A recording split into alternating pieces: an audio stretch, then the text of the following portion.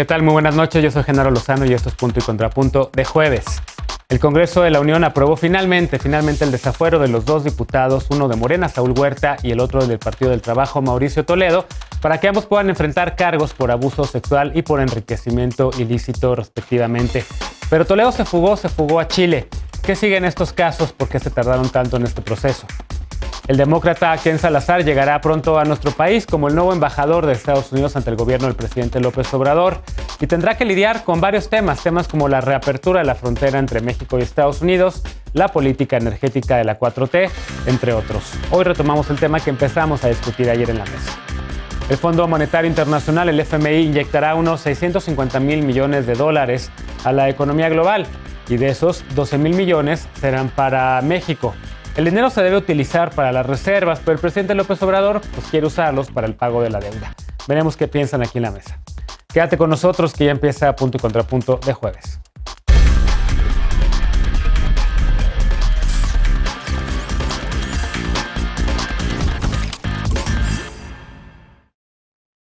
Tras varios intentos, finalmente se aprobó el desafuero de los diputados federales Saúl Huerta de Morena y de Mauricio Toledo del Partido del Trabajo. A la sesión no acudió ninguno de los imputados. La Fiscalía General de Justicia de la Ciudad de México había solicitado desde enero el desafuero de Toledo y en abril el de Huerta. Pero fue hasta ayer cuando un juez pudo girar una orden de aprehensión en su contra. Pero Toledo ya está muy lejos de ser aprehendido. Horas antes del desafuero solicitó licencia por tiempo indefinido y desde el 26 de julio se fue a Chile, la tierra de sus padres. En un comunicado publicado después de que se dio a conocer su sorpresivo viaje, Toledo señaló que no teme enfrentar la justicia porque la verdad siempre se impone ante autoridades imparciales, así lo dijo. Pero según la perspectiva del petista, no hay imparcialidad en su caso. Según él, se trata de una vendetta de quienes hasta hace poco eran sus aliados, legisladores y funcionarios de Morena.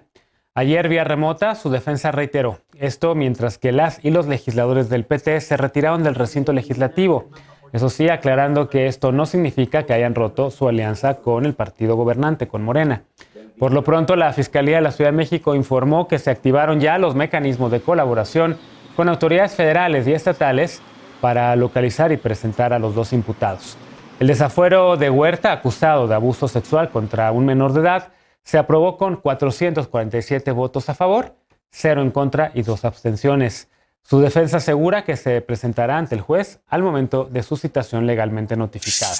Con 381 votos a favor, 24 en contra y 37 abstenciones, fue retirado el fuero a Toledo para que se le investigue por enriquecimiento ilícito, mientras fue jefe delegacional en Coyoacán del año 2012 al 2015 y también cuando fue diputado del 2015 al 2018. Primer tema a discutir esta noche, ya lo anunciábamos ayer, mientras grabábamos el programa estaba ocurriendo esto.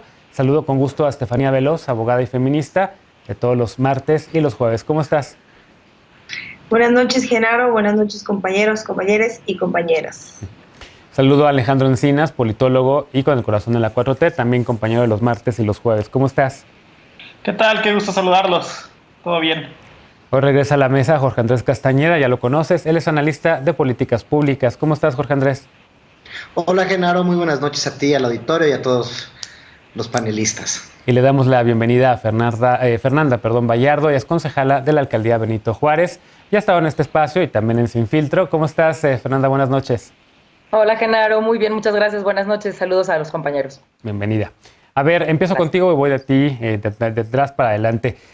¿Cómo ves este proceso? Evidentemente ya Toledo está en Chile y pues prácticamente va a ser bastante difícil que se pueda presentar ante la justicia. Parece que le dieron mucho tiempo, que se tardó demasiado el proceso en la Cámara de Diputadas y de Diputados. Llevábamos meses hablando de este tema. La Fiscalía lo había solicitado desde por lo menos abril, como decía la nota, pero se da apenas hasta ayer en una sesión que iba a pasar, no iba a pasar, acabó siendo una extraordinaria. ¿Cómo ves? Pues de entrada es una pena, evidentemente, el que podamos tener pues representantes populares de este tipo, gente que pueda incurrir en este tipo de delitos. Y lo más terrible, como bien lo dices y ya lo has mencionado en varias ocasiones, todo el tiempo que tomó el proceso para la declaratoria de procedencia, para que ambos pudieran, pues como cualquier ciudadano en nuestro país, pues poder estar frente a las autoridades judiciales, poder defenderse y poder hablar hablar, porque pues por supuesto aquí nadie está incriminando absolutamente a nadie, pero creo que lo más importante es que los tiempos se alargaron muchísimo. Evidentemente las víctimas, sobre todo pues aquellas que han derivado de lo que gente como Saúl Huerta pudo realizar, pues me parece que es bastante malo para las víctimas de todo este tiempo que han tenido que esperar para que apenas, y vamos a ver, pues estas personas puedan entonces emprender su juicio. Creo que esto nuevamente, Genaro, pues lo que atrae a la mesa es el debate que se ha tenido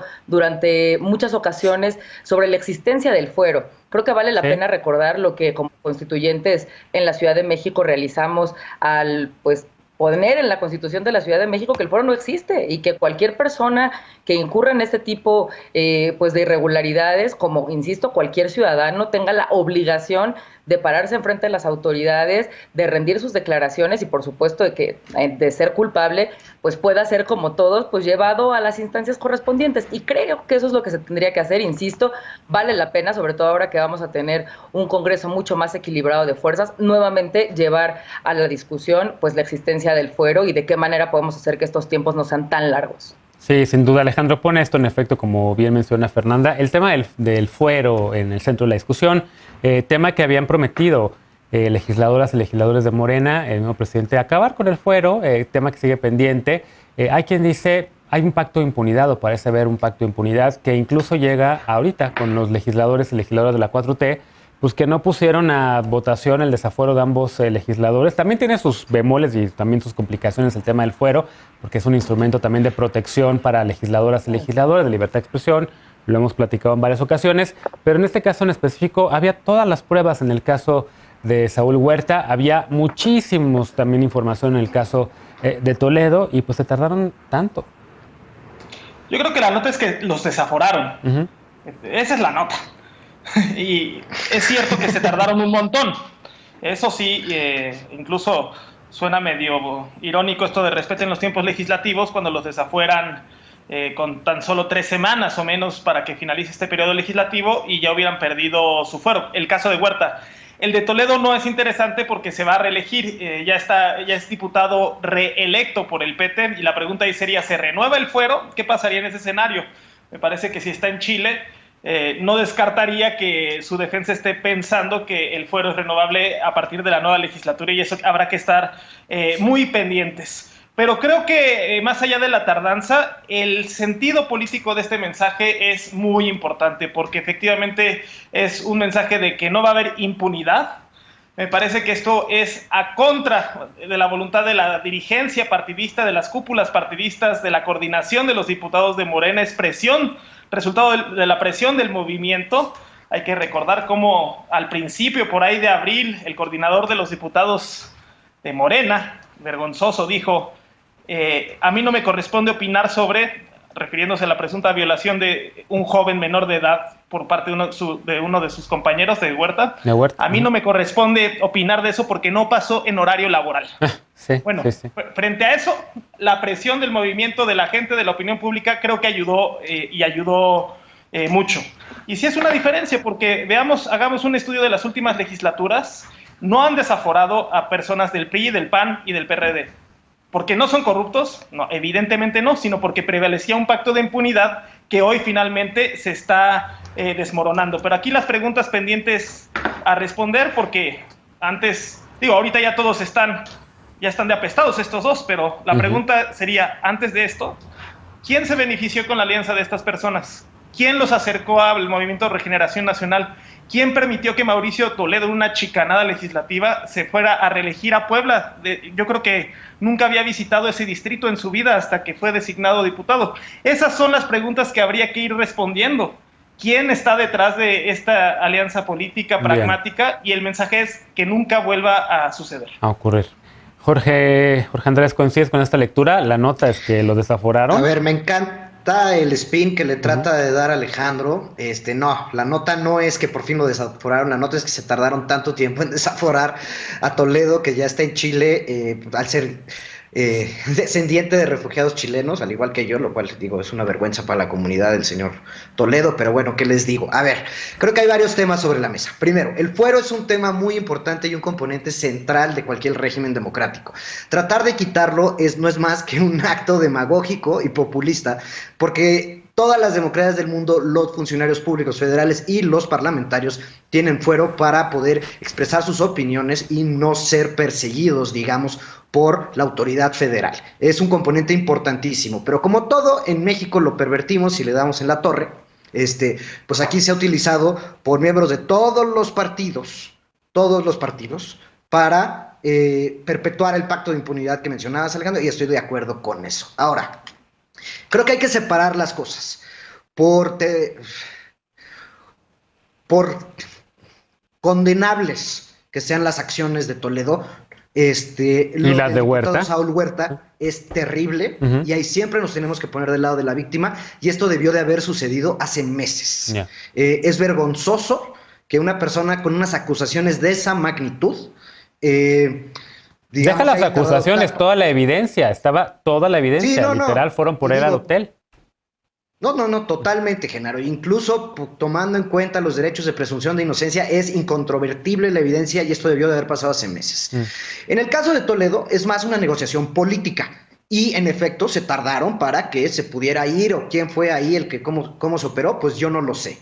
Ahora, lo que sí es que no creo que hay que dejar de mencionar a los compañeros del PRI, que bueno, uno a veces trata de decir que no, que la alianza opositora, y que bueno, parece que el PRI ya cambió y no sé qué, y deciden abstenerse en la votación del fuero de Toledo. Una verdadera vergüenza y, digamos, un pésimo precedente si es que vamos a pensar que existe un bloque opositor en la próxima legislatura. Ahorita le preguntamos, ahorita regresamos con Fernanda justamente para ese tema de las abstenciones del PRI. Estefanía, ¿cómo ves también tú este tema? Menciona Jorge Andrés, pues bueno, que es un tema que también tienen las democracias funcionales. Realmente el fuero tiene una razón de ser, aquí se ha usado de una manera pues equivocada y se ha incluso pervertido, entre comillas, aunque no me encanta esa palabra, pero esta figura que protege a legisladoras y legisladores. Pero fíjate, por ejemplo, a ver, yo me acuerdo en la legislatura pasada, en la última legislatura que le tocó a Peña Nieto, 2 senadores, uno de ellos hoy en día una figura importantísima, la 4T, Zoé Robledo, senador del entonces Partido de la Revolución Democrática, y Armando Ríos Peter, quien también era senador, pues son de los 2 que impulsaban desde el Senado el tema del fin al fuero, ¿no? De acabar con el fuero. Ya en Morena también, varias personas dentro de Morena lo habían hecho. Había también voces dentro del Movimiento Ciudadano. Había varias voces, digamos, que hablaban sobre que había que acabar con este feudo, digamos, del fuero. ¿Cómo lo ves?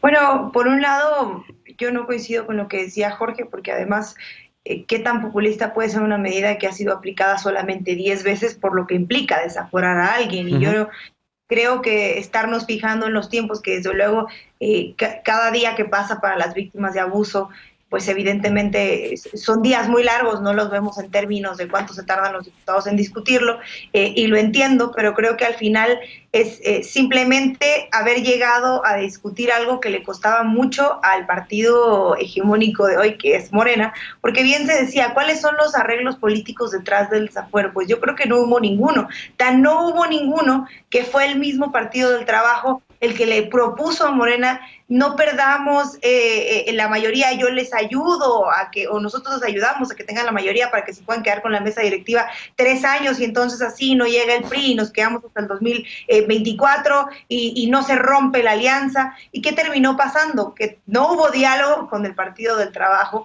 a pesar de que Toledo dijo, bueno, ya me voy a pedir licencia para irme, y después los del PT dijeron, bueno, sí, dejémoslo que se vaya con licencia, no, vamos a discutir el desafuero, y al final lo que pasó es que el PT salió muy enojado, incluyendo al diputado Fernández Noroña, diciendo, no es posible que no se le haya investigado o no se le haya sometido a juicio político a Lorenzo Córdoba, no se le pueda llevar a la justicia a Peña Nieto, pero estén muy preocupados en el caso de Toledo. Y yo no es que coincida, sin embargo creo que el análisis que me parece más interesante de esto es lo que le va a costar a la coalición el desafuero de Toledo, que al final simplemente demuestra una cosa, y es el no somos iguales por parte de Morena para la oposición, y la oposición que me parece medio hipócrita y complicado que se estén celebrando el desafuero, y por eso no les queda más que decir que se tardaron mucho, quienes se oponen a que se investigue al gobernador Cabeza de Vaca, quienes han protegido y le dieron fuero a todas las personas posiblemente señaladas e investigadas del sexenio anterior, Por eso creo que la figura del desafuero, y cuando hablamos de desafuero tendríamos que ver de dónde viene y cuáles son los argumentos que se están virtiendo y desde quién. Evidentemente el PRI pues no tiene cara para hablar de desafuero, entre otros partidos, el PAN también, menos el PAN ahora, como lo que mencionaba con cabeza de vaca. Creo que el análisis tiene que ver mucho con, se tenía que hacer lo de Saúl Huerta, que ya estaba sobre la mesa, porque además estaban todas las pruebas, y se había tardado ya la dirección general en demostrar las pruebas, y luego al final, simplemente para cerrar, es el ejercicio que hubo en el tema del desafuero con los alegatos por parte de la defensa de Saúl, de Toledo y del diputado Saúl, se quedaron muy cortos, lo que a mí me parece que ni siquiera fue su misma defensa, se tomó en serio rebatir el tema del desafuero. Bien, a ver, Fernanda, por alusiones por el tema del PRI y las abstenciones y el tema del fuero. Muchas gracias. Bueno, pues de entrada platicarles, qué lástima que no se enteraron hace algunas semanas, pero hace algunas semanas presenté mi renuncia como militante después de 16 años al PRI. Y adicional a que en algún otro momento, si así me lo permites, Genaro, pueda platicarles las razones por las que lo hice, incluso en su momento, todavía estando dentro de las filas del PRI, cuando pues la compañera diputada tuvo a muy mal abstenerse, pues para todos creo que fue pues penoso, porque en efecto creo que aquí no hay nadie de ninguna manera que quiera defender las acciones que se realizaron, ¿no? Y el que estas dos personas puedan mantener sus cargos y sobre todo sus posibilidades, ya por ahí bien lo planteaban, sus posibilidades incluso de reelección, de poder volver a estar en espacios de representación popular. Creo que esto es terrible. E insistiré, creo que evidentemente el tema de platicar del fuero, obviamente pues todos sabemos la manera en la que surge, ¿no? Con el objetivo de que pues ninguna de las personas que representa a los grupos que hoy no gobiernan, etcétera, pues puedan expresarse de la manera adecuada. Al final creo que el que no existiera, insisto, creo que vale la pena usar el ejemplo tal vez de lo que ocurre ya en la Ciudad de México desde la Constitución que se promulgó en 2017, creo que valdría la pena de verdad que pudiéramos ponerlo sobre la mesa. E insisto, ahora que tenemos pues un Congreso mucho más equilibrado y sí, sin defender absolutamente a nadie, creo que ahora sí vamos a ver qué tan poco o qué tan comprometidos o qué tan poco hipócritas resultan pues cada uno de los representantes de las distintas fuerzas políticas para saber si en efecto están comprometidos pues con la justicia, con que aquí pues a nadie se le deje impune. ¿Me das ideas para armar unas mesas, Fernanda? Bueno, de entrada tienes que actualizar tu pared roja de atrás, entonces pintarla de otro color, me imagino. Está bien. Pero me das ideas para armar mesas, fíjate, porque he escuchado de varios casos de militantes de varios partidos, del PAN, del PRI, de Morena, del PRD, incluida Estefanía también, de quienes renuncian a militancias en partidos, pues para armar de por qué renuncian algunas y algunos y por qué se quedan otras y otros. Se me hace que podría armar algunas mesas interesantes al respecto. Déjame hacer una pausa y al regresar hablemos del siguiente tema de la noche. El nuevo embajador de Estados Unidos en México es Ken Salazar. Él es excompañero de Joe Biden, el presidente de Estados Unidos, en el Senado. ¿Qué significa este nombramiento para la relación bilateral? ¿Cómo va a estar ahora que llegue el nuevo embajador estadounidense? Volvemos con este tema punto y contrapunto, no te vayas.